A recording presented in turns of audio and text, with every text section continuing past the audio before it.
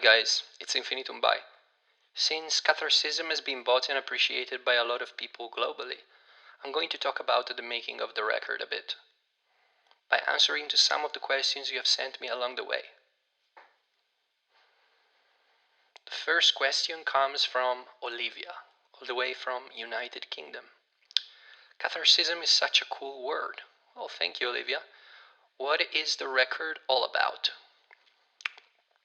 Catharcism is the word that best describes the feeling of what I've been through in my life in the last 8 years or so.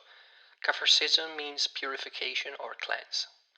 It took me about 8 years to complete this record, and I would have never been capable of completing it without releasing all the records prior to Catharcism.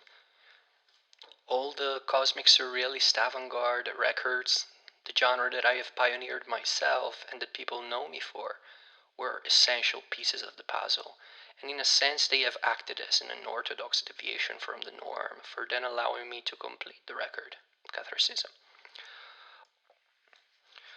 All the way from Anatomies in Melancholia, Grateful Visionaries, Mono No Aware, In the Light of, The Paradigm of Experience, the Trilogy of Astral Impressions, the Electro-Hypnotic Cosmic Surrealist Avant-Garde Stasis of the Hermetic Pathos of the Occult and Esoteric Universe, the Pointillistic Orchestral Trance record, the Age of Aquarius record, and all the records in between up to Music for the Neurological Death of the Conditioned Self are albums that I had to do in order for me to eventually tap into Catharcism, which is a conglomeration of all different genres and methodologies of recordings that I have explored, experimented, and created from, all clustered together in one cohesive and eclectic, modern experimental, cosmic surrealist, avant-garde, pop, folk, soul, orchestral, electronica record. The record is very much about me. It is quite introverted and thoughtful in places, and extroverted and bombastic in others, but it does resonate with anyone really.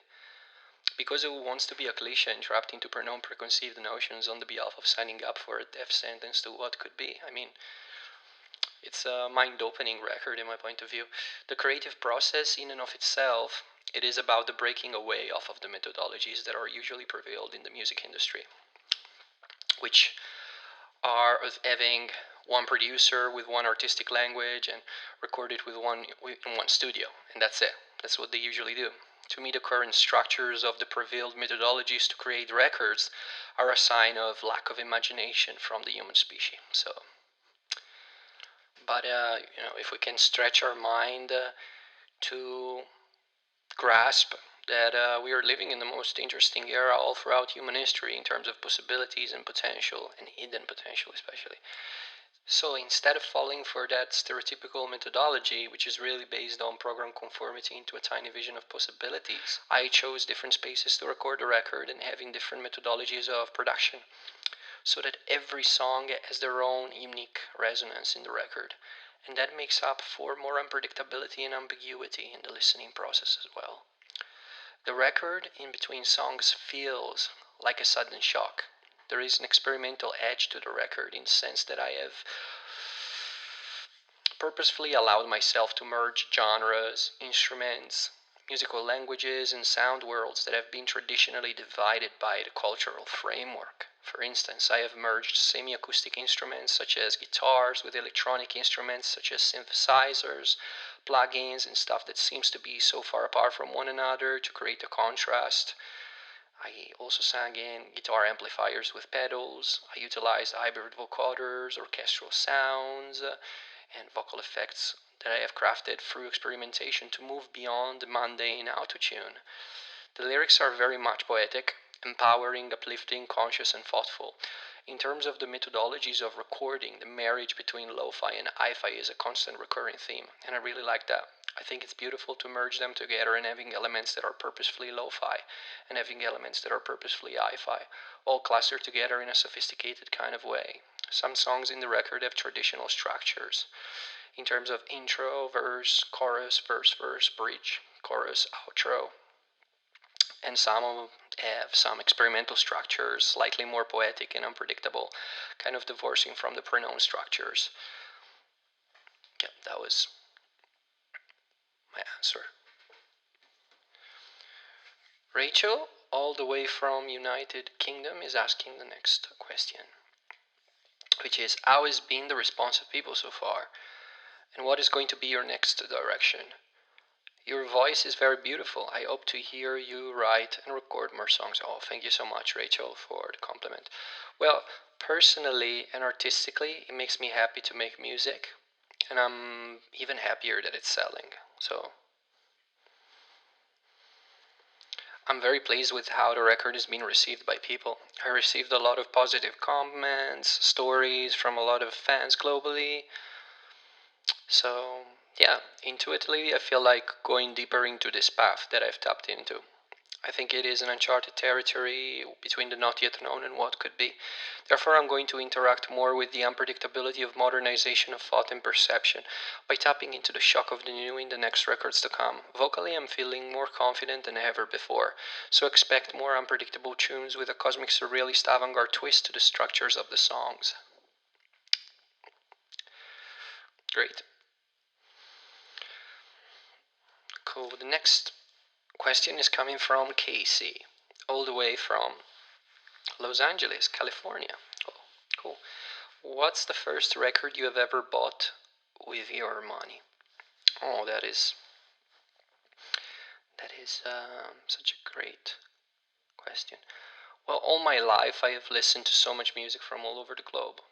I've listened to many solo artists and bands, especially from USA and UK.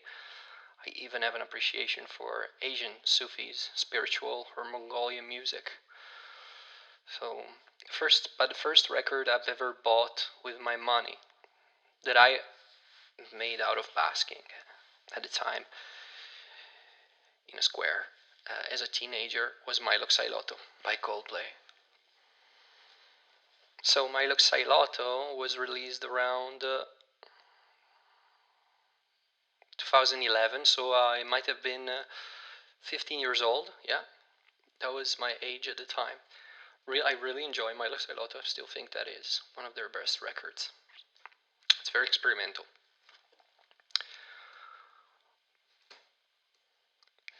The next question comes from Melanie, all the way from France, Paris. Paris. What's wrong with Italian music? Well, as you might have heard, if you've read anything about me, I don't really enjoy Italian music. There is something wrong with the construct of the Italian language. There are too many consonants in the words and too little vowels. And consonants can be far more demanding to sing than vowels. And if I was to translate in Italian, history is not what could be, it wouldn't make sense in Italian as much as it does in English. Therefore, in my opinion, vocally, Italian as a language is not as singable as English in modern terms. So I don't care about old Italian operas. They are boring, and there are always couples madly and toxically in love by tradition, doing stupid shit, and that is such an Italian thing that has to stop. The next question comes from Jocelyn, all the way from New York, United States of America.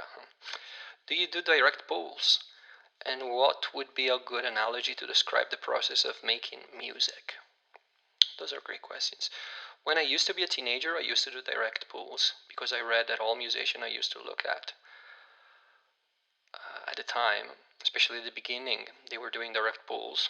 For instance, Chris Martin at the beginning used to write songs that sounded too much like Jeff Buckley. Ed Sheeran at the beginning used to write songs that sounded too much like Damien Rice. Bob Dylan used to write songs that sounded too much like Woody Guthrie. Even bands, even Julian Casablancas from The Strokes used to write songs that sounded too much like Kurt Cobain at the beginning. I mean, we've all been there, doing stupid things as teenager artists, stupid choices. They're not really stupid within the grand scheme of things, but I think that as a teenager artist, it's fine to be influenced by what was at the beginning, but then as an artist, you have an obligation to dive deep into never previously known directions so that the human species does not become deceived by low vibrational barriers such as familiarity. Now, after years of experience, I never pull directly. I don't even give myself way to focus on listening to what was. Because the process of creating my music is about realizing that history is not what could be. So, and it's better to be brave in the creative improvisational and experimental aspect and to approach the unknown so that I make peace with that which is beyond people's grasp. To then present it in an effortless way so that then people can think differently or be inspired to do whatever they wish to with their life from a different angle. Well, for me, making music is very akin to completing a puzzle. We all did that at some point as children, but this time is with sound and harmony is the clue. The next question comes from Samantha, all the way from London, United Kingdom. How have you birthed cosmic surrealist avant-garde music? Wow, that's a really good question, Samantha. And it's a really long story. I've listened to so much ambient and avant-garde music from around the globe around 2018 up to 2020 as a therapy, and along the years with a lot of experimentation through modern technologies I have created a subgenre in between the two, which is the space in between of cosmic surrealist avant-garde music. The textures are far more modern and multi-level in cosmic surrealist avant-garde music than ambient music, and they are way more hybridized, experimental, cosmic, but most of all, faster. In terms of effects, I utilized all sorts of effects that are usually not utilized in ambient music or avant-garde music, purposefully, by having flangers that usually are found into different genres, or electrified distortions that are usually found in shoegaze, and blend them together and hybridize them. So therefore the texturings in cosmic surrealist avant-garde music, they are creating different shapes of sound from the ones found in ambient and avant-garde music as well. For instance, in cosmic surrealist avant-garde music, textures and reverberant atmospheres are ring shifting and wobbling and creating crazy shapes in all sorts of direction beside within the known direction. So sometimes having even elements of distortions and analog patterns collapsing onto one another in the most unpredictable and experimental cosmic surrealist avant-garde way possible. And there are many, many permutations that I have pioneered as well, so I invite you all to check them out if you haven't yet. I also utilize modal melodies hidden underneath that are colliding with one another. It's quite beautiful. The next question comes from Carolina, all the way from Poland. Infinitum Bai is such a cool artist name. What made you choose the name Infinitum Bai? Around April 2019, after writing the first ever cosmic surrealist avant-garde piece that has ever existed, which is The Escapist, which is available on unreleased 2018-2020 Volume 1, I had a cosmological spiritual awakening where downloads from the cosmos came to me as I was in a dream state. I remember after listening to it, I was in this altered state of consciousness and there were doorways all around me, and I remember looking at a good 30 seconds at this door that was filled with colors and it was written on it Infinitum Bai. And between the edges there was a very powerful light, and I remember opening it and falling into kind of and waking up. The color, it was so colorful, and then I woke up, and then I remember that I stood up and wrote the name Infinitum Bai on a paper close to the Roland FA06 and went back to sleep. Yeah, that's but now looking at it, I think that my subconsciousness tried to capture a universal message with the name Infinitum Bai. A message that I feel is directly connected to the process of listening to the kind of music that I do. When we listen to it, we go into a very different state of awareness, a very different state of consciousness between the wakefulness and the dream state. that captures the kind of infinity of emotions that we feel as we listen to organized sound, but at the same time, the personal experiences that we have for music. Infinitum encapsulates the connection to infinity. The fact that infinitum is written in Latin is because of my roots, I suppose. I was born in Italy, and Bai is an exclamation. So, in its totality, it simply means a desire of connection to something greater than the known paradigm. You know, the feeling of eternity and the boundless universality. And that's why a lot of people just absolutely enjoy to, tell me their stories. It's a really deep kind of music, and I cannot count on my hands how many people they were like, oh, this is the kind of music that I don't have to listen in front of my mother, that I don't have to listen in front of my father, that I don't have to listen in front of anyone, but I just have to lay in bed and enjoy it myself. It's that kind of music, and that is a special place. It's really special because it connects us to some abstract parts of our human existence that we have to be connected to in order for us to have good ideas or be inspired or simply being connected to what could be. Very good. The next question comes from Maggie from Berlin. Why have you called the genre cosmic surrealist avant-garde music? Well, cosmic because the sounds are very cosmic and they're very much based on the connection to the cosmos, which I always felt very connected to since I was a child. Surrealist because in and of itself is music that evokes the realms of surrealist wisdom. So I've merged the two because even in history are known to be separated by belonging into similar realms, but no one prior to me has merged them into one cohesive musical form. So by creating cosmic surrealist avant-garde music, I have actually contradicted into reality what André Breton, known to be the principal theorist of surrealism, said about music almost a century ago, which was that music cannot accurately convey a surrealist idea because music by nature is rule-based and abstract, whether surrealism was intended to break rules but to be concrete in its form. As André Breton said that blatantly inaccurate statement, it was not taking into account the implementation of technological devices into the musical realm and what my innate, intuitive, and wise intelligence would make me stumble upon. So, I also added the word avant-garde at the end of the name of the genre because it's a new form of modern experimental avant-garde music that pushes the boundaries into never previously known and uncharted territories of experimental sonic experiences. The next question comes from Blumia, all the way from Amsterdam, and she asked me, how many instruments can you play? I heard your music and it's filled with many, many different sounds. I really enjoy that approach. Thank you, Blumia. Well, I am a multi-instrumentalist myself. I love to make music with all sorts of instruments nowadays. Uh, you know, recently I've been really in love with making music with computers and modern technologies such as new synthesizers and stuff like that. But I can play many, many, many, many instruments. To be honest with you, my job lies in connecting to sound frequencies. And through that, stabilizing, through improvisational creativity, a framework of choices.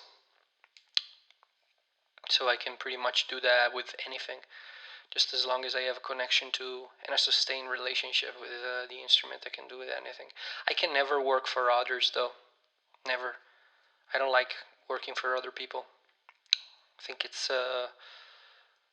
boring working for other people. It's not where it's at for me personally.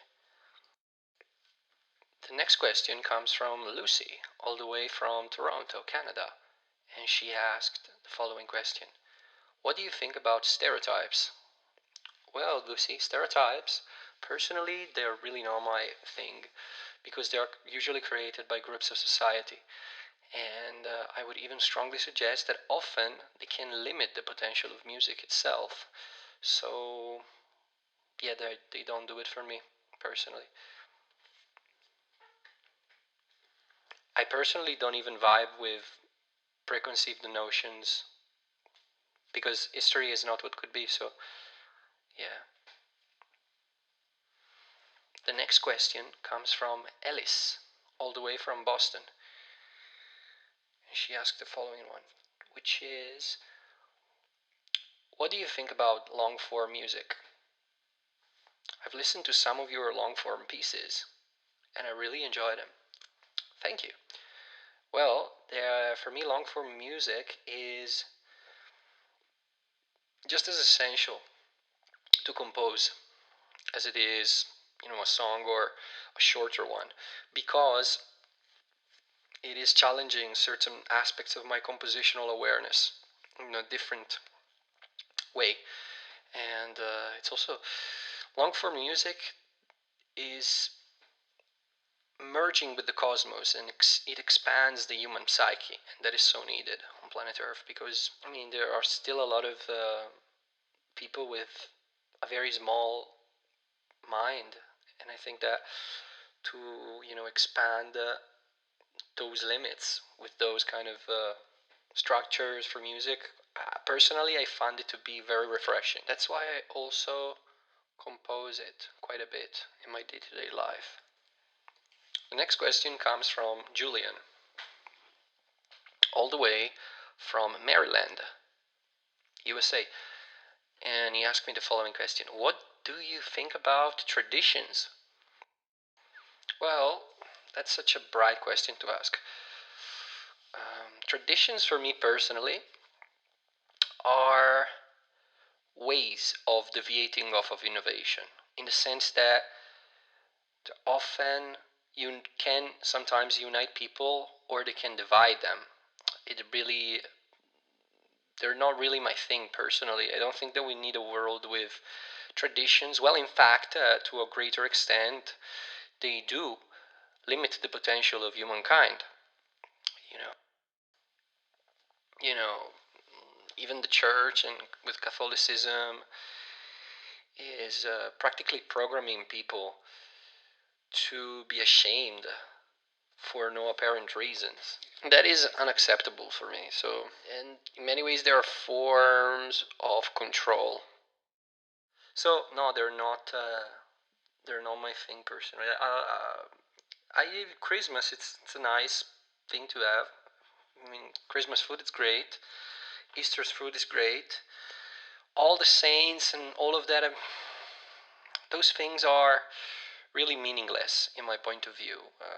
Beside the 14th of June, which on the Italian calendar is Santo Eliseo, and you shall never forget that. The next question comes from Ruby, all the way from United Kingdom, and she's asking, do you have synesthesia? And what do you see when you compose and produce music? First of all, yes, I do have synesthesia, and synesthesia is not a condition. It's perfectly natural, in fact, in my point of view, to have synesthesia. It would be strange not to have it for me. What happens for me is that I see 3D structures in my head for the placement and the kind of editing and the mixing, but it's completely abstract and there is no real way of describing it. And I like that is open and anyone can see whatever they like when they listen to it. But for me, my songs or my long form pieces are all states of mind that I have experienced or fleeting moments that I've had in my life that my brain has subconsciously latched onto and has stored and has a desire to recreate in some way or another through music. I really vibe with listening to my work once it's finished.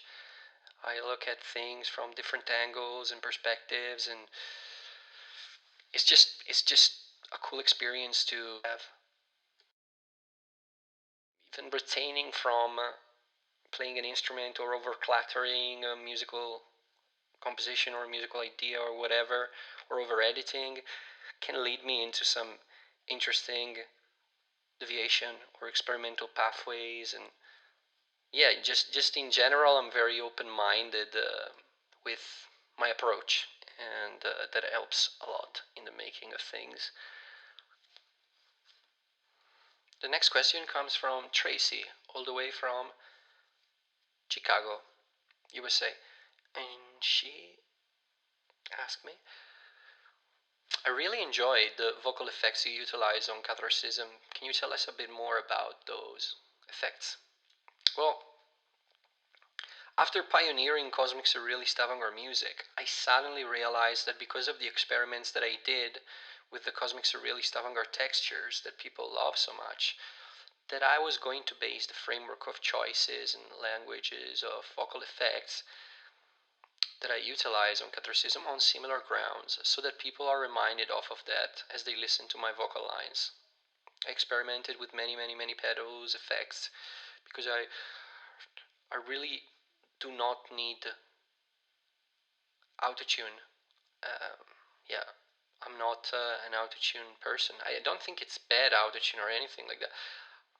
Yeah, the truth is that there are better vocal effects. There you go, honey.